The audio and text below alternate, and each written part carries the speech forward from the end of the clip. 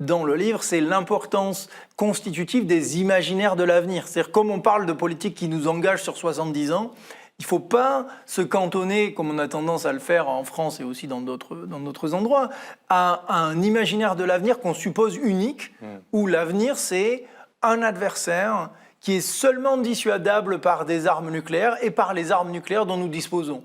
On peut tout à fait envisager d'autres types d'avenir. On peut envisager un avenir dans lequel l'ennemi qui va se profiler est dissuadable par des armes nucléaires, mais aussi par d'autres types d'armes. Quel cas il faudrait repenser justement le panachage, quel système d'armes pour quelle politique de défense. On peut penser à un troisième avenir, dans lequel une catastrophe non nucléaire va avoir lieu avant 2090. Pensez au rapport du GIEC. Si la France devient inhabitable, est-ce qu'on pourra dire oui, mais il y a eu succès de la dissuasion nucléaire, ou est-ce qu'il faudra plutôt dire ah oui, mais le succès de la dissuasion nucléaire suppose que le pays reste habitable. Donc il faut penser des menaces existentielles non seulement non dissuadables, mais aussi non nucléaires.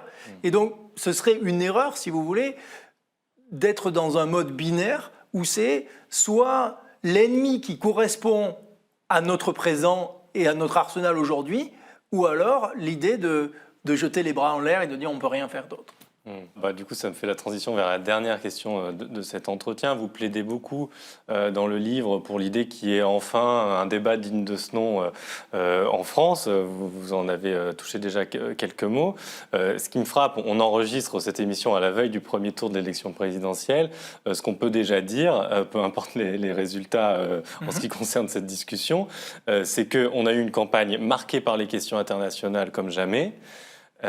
Et en revanche, il n'y a pas eu ou quasiment pas eu de vraies conversations sur les enjeux dont on parle depuis une demi-heure.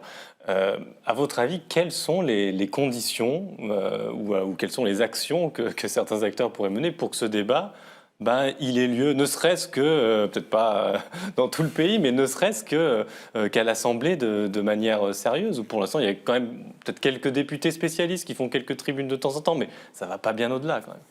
Alors, merci beaucoup d'avoir posé cette question parce que précisément, on n'a pas du tout parlé de l'itinéraire qu'il y a derrière ça. La raison pour laquelle je suis rentré en France, c'est précisément pour créer ce programme de recherche indépendante pour que des résultats de recherche permettent d'avoir un débat démocratique avec des alternatives claires. Et donc ce travail de recherche, c'est pour ça qu'on refuse toute forme de conflit d'intérêts et toute forme de financement qui viendrait des acteurs pro ou anti-nucléaires. Parce que l'idée, c'est vraiment de mettre à disposition des élus et des citoyens les résultats de la recherche pour que l'alternative soit possible.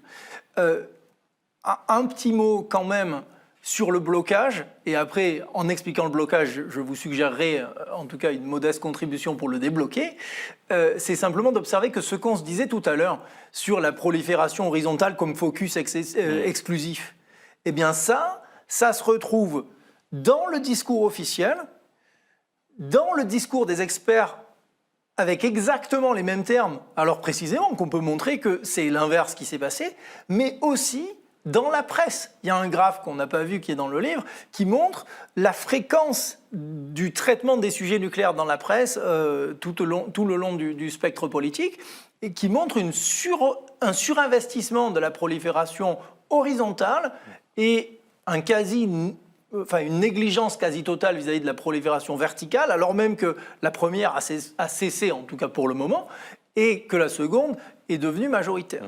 Donc, l'enjeu, si vous voulez, c'est précisément de défaire ce discours monopoliste détaché des réalités, montrer que les justifications de ça sont empiriquement incorrectes et en montrant clairement que la recherche indépendante est clairement distinguable et facilement distinguable d'un discours para-officiel qui relève de la communication, de dire, sur la base de cette nouvelle connaissance, on va pouvoir reposer la question: quel système d'armes pour quelle politique de défense? Parce que ça vous paraît banal, mais pour moi, c'est ça l'anomalie. C'est que cette question-là n'est pas posée. La question qui est posée, c'est le statu quo ou le chaos. Et ça, c'est pas une question.